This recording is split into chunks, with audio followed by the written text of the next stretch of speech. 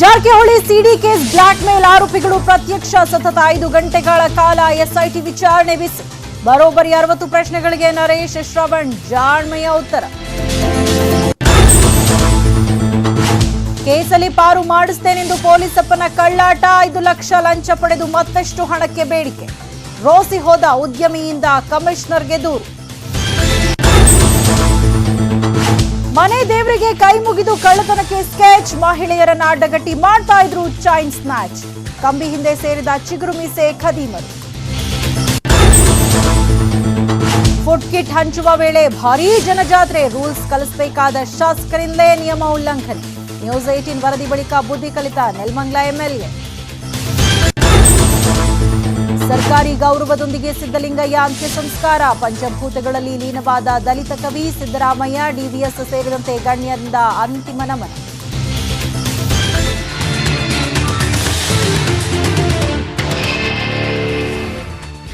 ನಮಸ್ಕಾರ, ನಮ್ಮ ಬೆಂಗಳೂರಿಗೆ ಸ್ವಾಗತ. ನಾನು ಸೌಮ್ಯ ಮಳಲಿ. ರಮೇಶ್ ಜಾರಕಿಹೊಳಿ ಸಿಡಿ ಕೇಸ್ ಮತ್ತೆ ಸೌಂಡ್ ಮಾಡ್ತಾ ಇದೆ. ಜಾರಕಿಹೊಳಿಗೆ ಬ್ಲಾಕ್ ಮೇಲ್ ಕೇಸ್ಗೆ ಸಂಬಂಧಪಟ್ಟಂತೆ ಅಜ್ಞಾತ ಸ್ಥಳದಲ್ಲಿದ್ದ ಆರೋಪಿಗಳು ದಿಢೀರನೆ ಪ್ರತ್ಯಕ್ಷರಾದರು. ಎಸ್ಐಟಿ ಜೊತೆ ಕಣ್ಣಾಮುಚ್ಚಾಲೆ ಆಡ್ತಾ ಇದ್ದ ಆರೋಪಿಗಳು ಇಂದು ಖುದ್ ತನಿಖಾಧಿಕಾರಿಗಳ ಮುಂದೆ ಬಂದು ವಿಚಾರಣೆಯನ್ನ ಎದುರಿಸಿದ್ದಾರೆ. ದಿಢೀರ್ ಪ್ರತ್ಯಕ್ಷರಾದ್ರು ಬ್ಲಾಕ್ ಮೇಲ್ ಆರೋಪಿಗಳು. ನರೇಶ್ ಶ್ರವಣ್ ಉತ್ತರಕ್ಕೆ ಎಸ್ಐಟಿ ತಬ್ಬಿಬ್ಬು. ಮಾಜಿ ಸಚಿವ ರಮೇಶ್ ಜಾರಕಿಹೊಳಿ ಸಿಡಿ ಕೇಸ್ನ ಬ್ಲಾಕ್ ಮೇಲ್ ವಿಚಾರವಾಗಿ ಪ್ರಮುಖ ಆರೋಪಿಗಳಾದ ನರೇಶ್ ಹಾಗೂ ಶ್ರವಣ್ ವಿಚಾರಣೆ ನಡೆದಿದೆ. ಆಡುಗೋಡಿಯ ಟೆಕ್ನಿಕಲ್ ಸೆಲ್ಗೆ ವಕೀಲರ ಜೊತೆ ಹಾಜರಾಗಿದ್ರು. ಬರೋಬ್ಬರಿ 60 ಪ್ರಶ್ನೆಗಳನ್ನ ರೆಡಿ ಮಾಡಿಕೊಂಡಿದ್ದ ಎಸ್ಐಟಿ ಸುದೀರ್ಘ ವಿಚಾರಣೆ ನಡೆಸಿದೆ.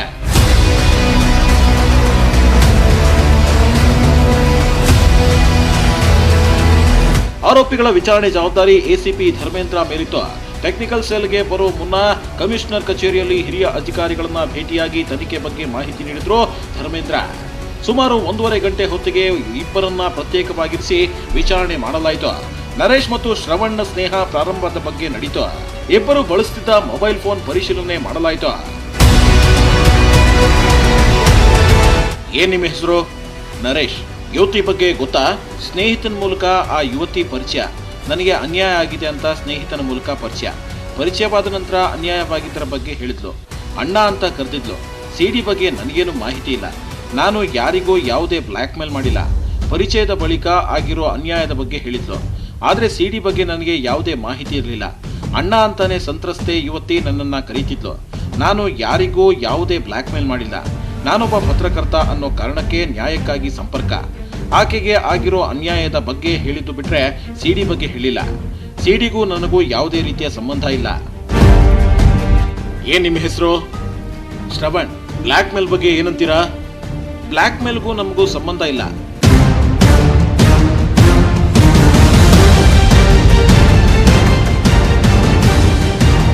ಹೀಗೆ ತನಿಖಾಧಿಕಾರಿ ಮುಂದೆ 5 ಗಂಟೆಗಳ ವಿಚಾರಣೆ ತುಂಬೆಲ್ಲ ಬರೀ ಜಾಣ ಉತ್ತರ ನೀಡಿದ್ರು ಇಬ್ರು. ಎಲ್ಲಾ ವಿಚಾರಣೆ ವಿಡಿಯೋ ಸ್ಟೇಟ್ಮೆಂಟ್ ಆಗಿದೆ. ಅಗತ್ಯವಿದ್ರೆ ಮತ್ತೆ ವಿಚಾರಣೆಗೆ ಕರಿತೀವಿ ಅಂತ ಹೇಳಿ ಕಳಿಸಿದ್ದಾರೆ ಪೊಲೀಸರ. Bureau report, news 18 Kannada. ಆತ ಖಾಕಿ ತೊಟ್ಟಿರೋ ಪೊಲೀಸ್, ಕಾನೂನು ರಕ್ಷಣೆ ಮಾಡಬೇಕಾಗಿರೋ ಪೊಲೀಸಪ್ಪ. ಆದ್ರೆ ಇಲ್ಲಿ ಬೇಲಿಗೆ ಎದ್ದು ಹೊಲ ಮೈದಿದೆ. ಖಾಸಿಗಾಗಿ ಕೈ ಒಡ್ಡಿರೋ ಪೊಲೀಸ್ ವಿರುದ್ಧ ಕಂಪ್ಲೇಂಟ್ ಆಗಿದೆ. ದೂರುಗಳನ್ನು ಸ್ವೀಕರಿಸಿ ನ್ಯಾಯ ಕೊಡಿಸಬೇಕಾದ ಪೊಲೀಸ್ ವಿರುದ್ಧವೇ ದೂರು ದಾಖಲಾಗಿದೆ.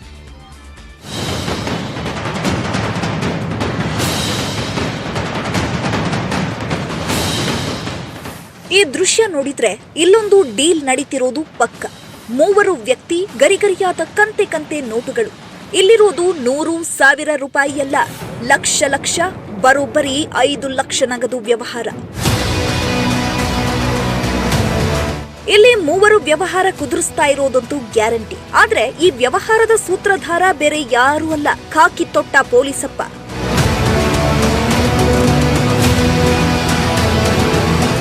ಬೀರ್ ರಿಪೋರ್ಟ್ ಆಮಿಷ, 10 ಲಕ್ಷ ಲಂಚಕ್ಕೆ ಬೇಡಿಕೆ. ಕಂತೆ ದುಡ್ಡು ಪಡೆದ ಎಎಸ್ಐ ಲಂಚ ಬಾಕತನ. ಇಲ್ಲಿ ಕೂತು ದುಡ್ಡು ತುಂಬಿದ ಬ್ಯಾಗ್ನ ಕೈಯಲ್ಲಿ ಹಿಡ್ಕೊಂಡು ಹೋಗ್ತಾ ಇರುವುದು ಈ ಡೀಲಿಂಗ್ನ ಸೂತ್ರಧಾರ ಎಎಸ್ಐ ದಯಾನಂದ ಸ್ವಾಮಿ. ಕೇಸ್ 1ರಲ್ಲಿ ಬೀರ್ ರಿಪೋರ್ಟ್ ಹಾಕಲು 10 ಲಕ್ಷ ಬೇಡಿಕೆ ಇಟ್ಟು 5 ಲಕ್ಷ ಅಡ್ವಾನ್ಸ್ ತೆಗೆದುಕೊಳ್ಳುವ ದೃಶ್ಯವಿದು.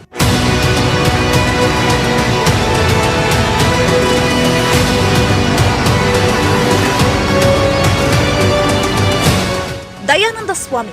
ಏನ್ ಸ್ವಾಮಿ ಇದು ಅಂತ ಕೇಳಿದ್ರೆ ಅಲ್ಲಿ ತೆರೆದುಕೊಳ್ಳುವುದು ಉದ್ಯಮಿ ಭರತ್ ಶೆಟ್ಟಿ ಆಕ್ರೋಶ. ಪೊಲೀಸ್ ವರದಿ ಹಾಕಿರುವಂತ ಗೂಂಡ ಈ ವ್ಯಕ್ತಿ ಜೊತೆ ರೌಡಿಗಳಿದ್ದಾರೆ, ರಾಜಕೀಯ ವ್ಯಕ್ತಿಗಳಿದ್ದಾರೆ ಅಂದ್ಬಿಟ್ಟು ಎಲ್ಲ ಅಮಾಯಕರನ್ನ ಬಲಿಪಶು ತಗೊಂತಾನೆ, 10 ಲಕ್ಷ ಲಂಚಕ್ಕೆ ಡಿಮ್ಯಾಂಡ್ ಮಾಡ್ತಾನೆ.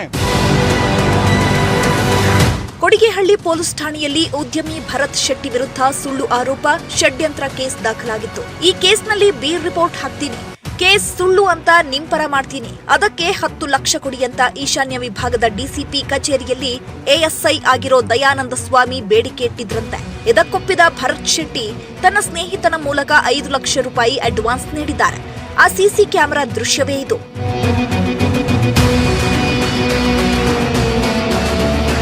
ಬಿ ರಿಪೋರ್ಟ್ ಹಾಕ್ತೀನಿ ಅಂತ 5 ಲಕ್ಷ ಅಡ್ವಾನ್ಸ್ ತಗೊಂಡ ದಯಾನಂದ ಸ್ವಾಮಿ ನಿವೇಶನ ಖರೀದಿಯ ಮತ್ತೊಂದು ಕೇಸ್ನಲ್ಲಿ ಭರತ್ ಶೆಟ್ಟಿ ಹತ್ರ 50 ಲಕ್ಷಕ್ಕೆ ಬೇಡಿಕೆ ಇಟ್ಟಿದ್ದಾರಂತೆ. ಬಾಕಿ 5 ಲಕ್ಷ ಕೊಡುವಂತೆ ಕೇಳಿದ್ದಾರಂತೆ. ಅದರ ಸೆಟಲ್ಮೆಂಟ್ಗೆ ತನ್ನ ಚೇಲಾಗಳನ್ನ ಬಿಟ್ಟಿದ್ದಾರಂತೆ. ಇಂಥವರ ವಿರುದ್ಧ ಕಾನೂನು ಕ್ರಮ ತಗೊಳ್ಳಿ ಅಂತ ಭರತ್ ಶೆಟ್ಟಿ ಎಎಸ್ಐ ವಿರುದ್ಧ ಪೊಲೀಸ್ ಕಮಿಷನರ್ಗೆ ಕಂಪ್ಲೇಂಟ್ ಕೊಟ್ಟಿದ್ದಾರೆ. ಒಂದು ರೌಡಿಗಳನ್ನ ಬಿಟ್ಟು ಗದರಿಸೋದೊಂದು, ಮತ್ತೆ ಪೊಲೀಸ್ ಇಲಾಖೆಗೆ ಹೋಗಿ ಈ ವ್ಯಕ್ತಿ ವಿರುದ್ಧ ದೂರು ಕೊಟ್ರೆ ಯಾವೊಂದು ಠಾಣೆಯಲ್ಲೂ ಪ್ರಕರಣ ದಾಖಲಾಗಲ್ಲ. ಯಾಕಂದ್ರೆ ಪ್ರಾಮಾಣಿಕ ಪೊಲೀಸರು ಇವನು ತನ್ನ ಕೈ ಮುಷ್ಟಿಯಲ್ಲಿ ಇಟ್ಕೊಂಡು ತನ್ನ ಕೈ ತಾನೇ ಹೇಳಿರೋ ನೀಟಲ್ಲಿ ಒಂದು ದುರ್ಬಳಕೆ ಮಾಡ್ಕೊಂತ ವ್ಯಕ್ತಿ ಇವತ್ತು ಈ ದಯಾನಂದ ಸ್ವಾಮಿ ಅಂತ ಹೇಳಲಿಕ್ಕೆ ಬಯಸ್ತೇನೆ. ಎಸಿಬಿ ಸೇರಿದಂತೆ ಕಮಿಷನರ್ ಕಚೇರಿಯಲ್ಲಿ ದಯಾನಂದ ಸ್ವಾಮಿ ವಿರುದ್ಧ ಕಂಪ್ಲೇಂಟ್ ಆಗಿದೆ. ಆದರೆ ಕಾನೂನು ಕಾಪಾಡಬೇಕಾದ ಖಾಕಿಯೇ ಕಾಸಿಗೆ ಕೈಯೊಡ್ಡಿರೋದು ಚರ್ಚೆಯಾಗ್ತಿದೆ. ಇಷ್ಟಾದರೂ ಎಎಸ್ಐ ದಯಾನಂದ ಸ್ವಾಮಿ ವಿರುದ್ಧ ಯಾವುದೇ ಕ್ರಮ ಆಗದಿರೋದು ಪೊಲೀಸ್ ಇಲಾಖೆ ಮೇಲೆ ಅನುಮಾನ ಮೂಡುವಂತೆ ಮಾಡಿದೆ. Manjunath N, crime bureau, news 18 Kannada, Bengaluru. ಅವರಿಬ್ರು ಖತರ್ನಾಕ್ ಖದೀಮರು. ಮಾಡೋ 420 ಕೆಲಸಕ್ಕೆ ದೇವ್ರೇ ಕಾಯ್ಬೇಕಂತೆ. ಎಲ್ಲೇ ಕಳ್ಳತನಕ್ಕೆ ಹೋದ್ರು ಮನೆ ದೇವರಿಗೆ ಕೈ ಮುಗಿದೆ ಫೀಲ್ಡಿಗಿಳಿತಾ ಇದ್ರು. ಆದ್ರೆ ಗ್ರಹಚಾರ ಕೆಟ್ರೆ ಯಾವ ದೇವ್ರು ಕೈ ಹಿಡಿಯಲ್ಲ ಅನ್ನೋದು ಈಗ ಅರಿವಾಗಿದೆ. ಕಂಡೋರ ಕಾಸಲ್ಲಿ ಮೋಜು ಮಸ್ತಿ ಮಾಡ್ತಿದ್ದವರು ಕಂಬಿ ಹಿಂದೆ ಬಿದ್ದಿದ್ದಾರೆ. ಇನ್ನು ಸರಿಯಾಗಿ ಮುಖದ ಮೇಲೆ ಮೀಸೆ ಮೂಡಿಲ್ಲ, ಓದು ಬರಹ ಮುಗೀತು ಅನ್ನೋ ಏಜು ಅಲ್ಲ. ಹದಿಹರೆಯದ ವಯಸ್ಸಲ್ಲೇ ಕಳ್ಳತನ ಕಿಳಿದಿದ್ರು ಈ ಖದೀಮರು.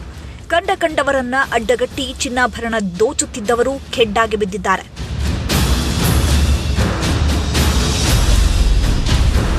ಈತನ ಹೆಸರು ಕುಮಾರ್ ಅಲಿಯಾಸ್ ಸಲಗ, ವಯಸ್ಸು 21. ಮಂಡ್ಯದವನಾಗಿದ್ದ ಈತ ಡೆಲಿವರಿ ಬಾಯ್ ಆಗಿ ಕೆಲಸ ಮಾಡ್ತಿದ್ದ. ಇನ್ನೊಬ್ಬನ ಹೆಸರು ನಿಖಿಲ್, ವಯಸ್ಸು 20 ವರ್ಷ. ಈತನು ಸಹ ಫುಡ್ ಡೆಲಿವರಿ ಬಾಯ್ ಆಗಿಯೇ ಕೆಲಸ ಮಾಡಿಕೊಂಡಿದ್ದ. ಇವರಿಬ್ರು ಸೇರ್ಕೊಂಡು ಕಳೆದ ವರ್ಷ ಜುಲೈನಲ್ಲಿ ನೆಲಮಂಗಲ ತಾಲೂಕಿನ ಯಲಚಗೆರೆಯಲ್ಲಿ ಸರಗಳ್ಳತನ ಮಾಡಿದ್ರು. ಸಂಜೆ ಕೆಲಸ ಮುಗಿಸಿ ಮನೆಗೆ ಬರ್ತಿದ್ದ ಲತಾರನ್ನ ಅಡ್ಡಗಟ್ಟಿ ಮಾಂಗಲ್ಯ ಸರ ಕಸಿದು ಪರಾರಿಯಾಗಿದ್ರು. ಶನಿಮಹಾತ್ಮ ದೇವಸ್ಥಾನಕ್ಕೆ ಹೋಗಿದ್ದೆ. ಮನೆ ಕಡೆಗೆ ಬರಬೇಕಲ್ಲ, ಕಾಲುಗಳು ಆಗಲ್ಲ 2 ಮಂಡಿನೂ ಅಂತ. ಯಾರೋ ನಮ್ಮೂರ ಕಡೆಯಲ್ಲಿ ಬರ್ತಾರಲ್ಲ ಕೂತ್ಕೊಂಡು ಹೋಗೋಣ ಅಂತ. ಇವರು ನಮ್ಮೂರ ಕಡೆಯಿಂದ ಬಂದರು. ಆಮೇಲೆ ಕೇಳಿದೆ, ಅಣ್ಣ ನಮ್ಮೂರ ಕಡೆಗೆ ಹೋಗ್ತೀರಾ ಅಂತ.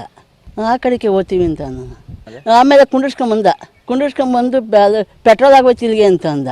ಅಷ್ಟೊಂದು ಕೆಳಕ್ಕೆ ಇಡುವಾಗಿನ ಗುಂಜಾಕಿ ಎಳೆದ್ಬಿಟ್ಟೆ. ಇದೆಲ್ಲ ಕಿತ್ತೋಗ್ಬಿಟ್ಟು ನಾನು ಹಾಸ್ಪಿಟ್ಲಿಗೆ ಹೋಗಿ ಎಲ್ಲ ಮೇಲೆ ಮಾಡಿ. ದೇವರಿಗೆ ಕೈ ಮುಗಿದು ಕಳ್ಳತನ ಕಿಳಿತಿದ್ರು ಖದೀಮರು. ತನಿಖೆ ನಡೆಸ್ತಾ ಇದ್ದ ಪೊಲೀಸರಿಗೆ ಆರೋಪಿಗಳು ರಾಮನಗರ ಜೈಲಿನಲ್ಲಿರೋದು ಗೊತ್ತಾಗಿದೆ.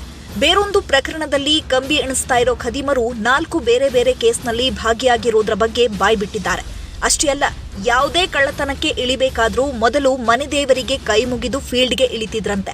ಆದ್ರೆ ಗ್ರಹಚಾರ ಕೆಟ್ಟಾಗ ಮನೆ ದೇವರೇ ಕೈ ಕೊಟ್ಟಿದ್ದು 5 ಲಕ್ಷ ಮೌಲ್ಯದ ಚಿನ್ನಾಭರಣಗಳನ್ನ ವಶಪಡಿಸಿಕೊಂಡಿದ್ದಾರೆ. ಬೆಲೆ ಸುಮಾರು 4,25,000 ಬೆಲೆಯ 85 ಗ್ರಾಂ ಚಿನ್ನವನ್ನು ವಶಪಡಿಸಿಕೊಂಡು 3 ಕೇಸುಗಳನ್ನು ಪತ್ತೆ ಮಾಡಿರ್ತಾರೆ. ಈ ಪತ್ತೆ ಕಾರ್ಯಕ್ಕೆ ಎಲ್ಲ ಸಿಬ್ಬಂದಿಗೆ, ಆಫೀಸರ್ಸ್ಗೆ SP ಸಾಹೇಬರು ಪ್ರಶಂಸನ ವ್ಯಕ್ತಪಡಿಸುತ್ತಾರೆ. ಈ ಆರೋಪಿಗಳು ಯಾವುದೇ ಒಂದು ಕೃತ್ಯ ಹೋಗೋಕ್ಕೆ ಮುಂಚೆ ಅವರು ದೇವರಿಗೆ ಹರಕೆಯನ್ನು ಕಟ್ಟಿಕೊಂಡು ಇದನ್ನ ಅಪರಾಧ ಕೃತ್ಯನ ಎಸಗ್ತಾ ಇರ್ತಾರೆ. ರಾಮೇಶ್ವರಕ್ಕೆ ಹೋದ್ರೂ ಶನೇಶ್ವರನ ಶಾಪ ಬಿಡೋದಿಲ್ಲ ಅನ್ನೋ ಹಾಗೆ ಮನೆ ದೇವರಿಗೆ ಕೈ ಮುಗಿದ್ರೆ ಮಾಡಿದ ಪಾಪ ಬಿಡುತ್ತಾ? ಅಭಿಷೇಕ್, ನ್ಯೂಸ್ 18 ಕನ್ನಡ, ನೆಲಮಂಗಲ. ಕೋವಿಡ್ ಸಮಯದಲ್ಲಿ ಜವಾಬ್ದಾರಿಯಿಂದ ವರ್ತಿಸಬೇಕಾಗಿದ್ದ ಜನಪ್ರತಿನಿಧಿಗಳೇ ಇವತ್ತು ಜವಾಬ್ದಾರಿ ಮರೆತು ವರ್ತಿಸುತ್ತಿದ್ದಾರೆ. ಬೆಂಗಳೂರು ಗ್ರಾಮಾಂತರ ಜಿಲ್ಲೆ ನೆಲಮಂಗಲ ಶಾಸಕ ಶ್ರೀನಿವಾಸ ಮೂರ್ತಿ ಕ್ಷೇತ್ರದ ಆಶಾ ಕಾರ್ಯಕರ್ತರು, ಪೌರ ಕಾರ್ಮಿಕರು, ಆಟೋ ಚಾಲಕರು, ಅಂಗನವಾಡಿ ಕಾರ್ಯಕರ್ತರಿಗೆ ಫುಡ್ ಕಿಟ್ ವಿತರಣೆ ಕಾರ್ಯಕ್ರಮವನ್ನು ಆಯೋಜಿಸಿದ್ರು. ಕಿಟ್ ಪಡೆಯಲು ಮುಂಜಾನೆ 9 ಗಂಟೆಯಿಂದಲೇ ಸಾವಿರಾರು ಜನ ಸರತಿ ಸಾಲಲ್ಲಿ ನಿಂತಿದ್ರು. ಆದರೆ 11 ಗಂಟೆಗೆ ಕಾರ್ಯಕ್ರಮ ಪ್ರಾರಂಭ ಆಯಿತು. ಫ್ರಂಟ್ ಲೈನ್ ವರ್ಕರ್ಸ್ ಮಾತ್ರ ಅಲ್ಲದೆ ಸಾರ್ವಜನಿಕರು ಸಹ ಫುಡ್ ಕಿಟ್ಗಾಗಿ ಸಾಮಾಜಿಕ ಅಂತರ ಮರೆತು ಮುಗಿಬಿದ್ರು. ಸಾರ್ವಜನಿಕರಿಗೆ ಕೋವಿಡ್ನ ಮಾರ್ಗಸೂಚಿ ಜಾಗೃತಿ ತಿಳಿಸಬೇಕಾಗಿದ್ದ ಶಾಸಕರು ಬೇಜವಾಬ್ದಾರಿಯಿಂದ ವರ್ತನೆ ಮಾಡಿದ್ರು. ಈ ಬಗ್ಗೆ ನ್ಯೂಸ್ 18 ಕನ್ನಡ ವರದಿ ಪ್ರಸಾರ ಮಾಡಿತು. ಫ್ರಂಟ್ ಲೈನ್ ವರ್ಕರ್ಸ್ಗೆ ಅವರ ಮನೆ ಬಾಗಿಲಿಗೆ ಫುಡ್ ಕಿಟ್ ಅನ್ನು ವಿತರಣೆ ಮಾಡುವಂತೆ ಶಾಸಕರಿಗೆ ತಿಳಿಸಲಾಯಿತು. ಈ ಬೆನ್ನಲ್ಲೇ ಕಾರ್ಯಕ್ರಮವನ್ನು ಶಾಸಕರು ಮೊಟಕುಗೊಳಿಸಿ ಎಲ್ಲರ ಮನೆ ಬಾಗಿಲಿಗೆ ಫುಡ್ ಕಿಟ್ ನೀಡಲು ಮುಂದಾದರು. ವರದಿಯಿಂದ ಎಚ್ಚೆತ್ತ ತಹಸೀಲ್ದಾರ್ ಸಾರ್ವಜನಿಕರನ್ನ ಸ್ಥಳದಿಂದ ತೆರವುಗೊಳಿಸಿದ್ದಾರೆ.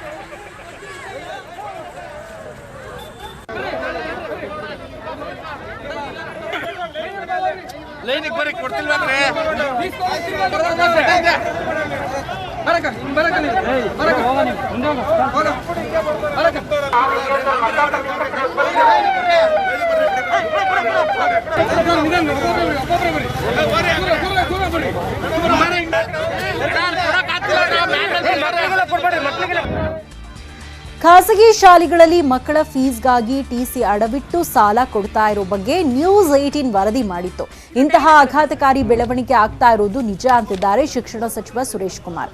ಖಾಸಗಿ ಫೈನಾನ್ಸ್ಗಳ ಜೊತೆ ಕೆಲ ಖಾಸಗಿ ಶಾಲೆಗಳು ಶಾಮೀಲಾಗಿವೆ. ಇದು ತಾತ್ವಿಕವಾಗಿ ಯಾರು ಒಪ್ಪಿಕೊಳ್ಳದ ವಿಚಾರ. ಇದು ಆಗಬಾರ್ದಾಗಿತ್ತು ಅಂದಿದ್ದಾರೆ. ಇನ್ನು ಶಾಲೆಗಳು ಶುಲ್ಕಕ್ಕಾಗಿ ಪೋಷಕರನ್ನ ಬಲವಂತ ಮಾಡುವಂತಿಲ್ಲ. ಈಗಿರುವ ನಿಯಮದಂತೆ ಫೀಸ್ ಪಡೆಯಬೇಕು. ಫೀಸ್ ವಿಚಾರ ಕೋರ್ಟ್ನಲ್ಲಿದ್ದು ಪೋಷಕರು ಮತ್ತು ಶಾಲೆಗಳೇ ಸಮಸ್ಯೆಯನ್ನ ಬಗೆಹರಿಸಿಕೊಳ್ಳಬೇಕಾಗಿದೆ ಅಂದಿದ್ದಾರೆ ಶಿಕ್ಷಣ ಸಚಿವ ಸುರೇಶ್ ಕುಮಾರ್. ಖಾಸಗಿ ಫೈನಾನ್ಷಿಯರ್ಸ್ ನ ಕರೆಸಿ ಪೋಷಕರ ಜೊತೆ ಲಿಂಕ್ ಮಾಡಿಸಿ ಫೀಸ್ ಕಟ್ಟೋದಕ್ಕೆ ಆ ಫೈನಾನ್ಷಿಯರ್ಸ್ ಹತ್ರ ಸಾಲ ತಗೋಬೇಕು. ಇದೆಲ್ಲೂ ಕೂಡ ನಾನು ಕೇಳಿರಲಿಲ್ಲ. ಇದು ಆಗಬಾರ್ದು. ಇದು ಯಾವುದಕ್ಕೂ ಕೂಡ ನಾವು ಅವಕಾಶ ಕೊಡೋದಿಲ್ಲ. ನಾವು ನೋಟಿಸ್. ನಮ್ಮ ಬೆಂಗಳೂರು ಮುಂದುವರಿಯುತ್ತೆ ಚಿಕ್ಕ ಬ್ರೇಕ್ ಆದ್ಮೇಲೆ. 10 ವರ್ಷದಿಂದ ಡೈರಿಗೆ ಹಾಳಾಗ್ತಾ ಇದ್ದೆ. 1 ತಿಂಗಳ ಹಿಂದೆ ಮಿಲಿಟರಿ ಬೇಸ್ಗೊಂದು ಕರೆ ಬಂದಿತ್ತು. ನಾನು ಆರ್ಮಿ ಲೆಫ್ಟಿನೆಂಟ್ ಕರ್ನಲ್ ಅಂತ ಮಾತಾಡಿದವನು ಸೇನೆಯ ಮಾಹಿತಿ ಕೇಳಿದ್ದ. ಅನುಮಾನಗೊಂಡ ಖಾಕಿ ಪಡೆ ಬೆಂಗಳೂರಲ್ಲಿ ಹೆಡೆಮುರಿ ಕಟ್ಟಿದೆ. IST ಕರೆಗಳನ್ನ ಸ್ಥಳೀಯ ಕರೆಗಳನ್ನಾಗಿ ಮಾಡ್ತಿದ್ದವರನ್ನ ಕೆಡ್ಡಾಗೆ ಬೀಳಿಸಿದೆ. ಆದರೆ ಇದರ ತನಿಖೆ ಮಾತ್ರ ಅತ್ಯಂತ ರೋಚಕವಾಗಿದೆ. ಖದೀಮರು ಚಾಪೆ ಕೆಳಗೆ ನುಸುಳಿದ್ರೆ ಪೊಲೀಸರು ರಂಗೋಲಿ ಕೆಳಗೆ ನುಸುಳ್ತಾರೆ ಅನ್ನೋದು ಇದಕ್ಕೆ. IST ಕರೆಗಳನ್ನ ಸ್ಥಳೀಯ ಕರೆಗಳನ್ನಾಗಿ ಮಾಡ್ತಾ ಇದ್ದ ಸಂಚುಕೋರನ್ನ ಬೆಂಗಳೂರು ಪೊಲೀಸರು ಬೇಟೆಯಾಡಿದ್ದಾರೆ. ಪಾಕಿಸ್ತಾನದಿಂದ ಕರೆ ಬಂದಿದೆ ಅನ್ನೋ ಅನುಮಾನದ ಮೇಲೆ ತನಿಖೆಗಿಳಿದ ಖಾಕಿ ಪಡೆ ಮಿಲಿಟರಿ ಇಂಟೆಲಿಜೆನ್ಸ್ ಕೈಲಿ ಆಗದ್ದನ್ನ ಬೆಂಗಳೂರು ಪೊಲೀಸರು ಭೇದಿಸಿ ತೋರಿಸಿದ್ದಾರೆ. 1 ತಿಂಗಳ ಹಿಂದೆ ಪಶ್ಚಿಮ ಬಂಗಾಳದ ಸೂಕ್ನಾ ಮಿಲಿಟರಿ ಬೇಸ್ಗೆ ಕರೆಯೊಂದು ಬಂದಿತ್ತು. ನಾನು Indian army lieutenant colonel. Military ಕೇಂದ್ರಗಳು ದೇಶದಲ್ಲಿ ಎಲ್ಲೆಲ್ಲಿವೆ ಅನ್ನೋದರ ಮಾಹಿತಿ ಕೊಡಿ. ಅಲ್ಲದೆ ಯಾವ ರೀತಿ ಭದ್ರತಾ ವ್ಯವಸ್ಥೆ ಇದೆ ಅನ್ನೋದರ ಬಗ್ಗೆಯೂ ಮಾಹಿತಿ ಕೊಡಿ ಎಂದಿದ್ದಾರೆ. ಯಾವಾಗ ಸಿಬ್ಬಂದಿಗೆ ಅನುಮಾನ ಬಂತೋ ಮಿಲಿಟರಿ ಇಂಟೆಲಿಜೆನ್ಸ್ಗೆ ಮಾಹಿತಿ ನೀಡಿದ್ದಾರೆ. ಕೂಡಲೇ CDR ಡೀಟೇಲ್ಸ್ ತೆಗೆದಾಗ ಬೆಂಗಳೂರಿಂದ ಫೋನ್ ಕರೆ ಬಂದಿರುವುದು ಗೊತ್ತಾಗಿದೆ. ಯಾವಾಗ ಮಿಲಿಟರಿ ಇಂಟೆಲಿಜೆನ್ಸ್ ಬೆಂಗಳೂರಿಗೆ ಎಂಟ್ರಿ ಕೊಟ್ಟು 1 ತಿಂಗಳು ಜಾಲಾಡಿದ್ದಾರೆ. ಆದರೆ ಮಾಹಿತಿ ಸಿಗದಿದ್ದಾಗ CIDಗೆ ಪತ್ರ ಬರೆದಿದ್ದಾರೆ.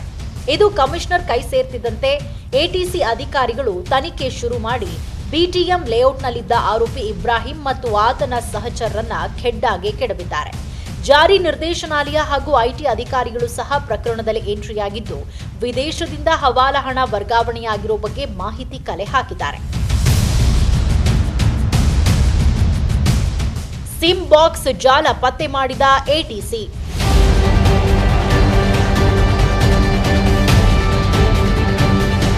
ವಿಚಾರಣೆಗಿಳಿದ ಪೊಲೀಸರು ರಹಸ್ಯದ ಜಾಲವನ್ನೇ ಬಯಲು ಮಾಡಿದ್ದಾರೆ. 12 ಜಾಗದಲ್ಲಿ ಸಿಮ್ ಬಾಕ್ಸ್ ಆಪರೇಟಿಂಗ್ ಆಗ್ತಾ ಇದ್ದು ಕೇರಳ, ತಮಿಳುನಾಡು, ಬೆಂಗಳೂರಲ್ಲೂ ಬಾಕ್ಸ್ ಆಪರೇಟ್ ಆಗ್ತಿತ್ತಂತೆ. ಅಷ್ಟೇ ಅಲ್ಲ, ಮನೆಯೊಂದರ ಕೋಣೆಯಲ್ಲಿ ದುಬೈನಲ್ಲಿ ಕೊಟ್ಟಿರೋ ಪಾಸ್ವರ್ಡ್ ಹಾಕಿ ಲಾಗಿನ್ ಆಗ್ತಾ ಇದ್ದ. ಬಳಿಕ ಕರೆಂಟ್ ಹಾಗೂ ಸಿಗ್ನಲ್ ಸಮಸ್ಯೆ ಆಗದಂತೆ ನೋಡ್ಕೊಳ್ತಾ ಇದ್ದ. ಇದಕ್ಕೆಂದೇ ದುಬೈನಲ್ಲಿ ಪ್ರೀಪೇಡ್ ಸಿಮ್ ಮಾರಾಟಗಾರರಿಂದ ಹಣ ಸಂದಾಯ ಮಾಡಿಕೊಳ್ಳುತ್ತಿದ್ದ. ಇದೀಗ ಖಾಕಿ team ಸಂಚುಕೋರರ ಸದ್ದಡಗಿಸಿದೆ. Gangadhar ವಾಗಟ, crime bureau, news 18 Kannada. ನಮ್ಮ ಬೆಂಗಳೂರು ವೆಲ್ಕಮ್ ಬ್ಯಾಕ್. ನಿನ್ನೆ ಹೃದಯಾಘಾತದಿಂದ ನಿಧನರಾಗಿದ್ದ ಕವಿ ಡಾಕ್ಟರ್ ಸಿದ್ದಲಿಂಗಯ್ಯರ ಅಂತ್ಯ ಸಂಸ್ಕಾರ ಇವತ್ತು ಜ್ಞಾನ ಭಾರತಿ ಕ್ಯಾಂಪಸ್ನ ಕಲಾಗ್ರಾಮದಲ್ಲಿ ನೆರವೇರಿತು. ಸರ್ಕಾರಿ ಗೌರವಗಳೊಂದಿಗೆ 3 ಸುತ್ತು ಕುಶಾಲತೋಪು ಸಿಡಿಸಿ ರಾಷ್ಟ್ರಗೀತೆ ಹಾಡುವ ಮೂಲಕ ಗೌರವ ಸಲ್ಲಿಸಲಾಯಿತು. ನಂತರ ಚಿತೆಗೆ ಸಿದ್ದಲಿಂಗಯ್ಯ ಅವರ ಪುತ್ರ ಗೌತಮ್ ಅಗ್ನಿ ಸ್ಪರ್ಶ ಮಾಡಿದ್ರು.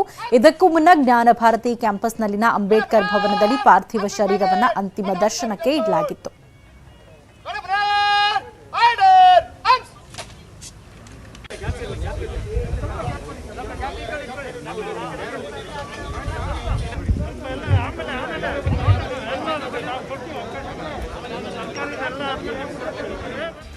ಇದಾಗಿತ್ತು ಇವತ್ತಿನ ನಮ್ಮ ಬೆಂಗಳೂರು. ನೋಡ್ತಾರಿ ನ್ಯೂಸ್ 18 ಕನ್ನಡ. ಜಾಲ ನಮ್ಮದು, ಬಲ ನಿಮ್ಮದು.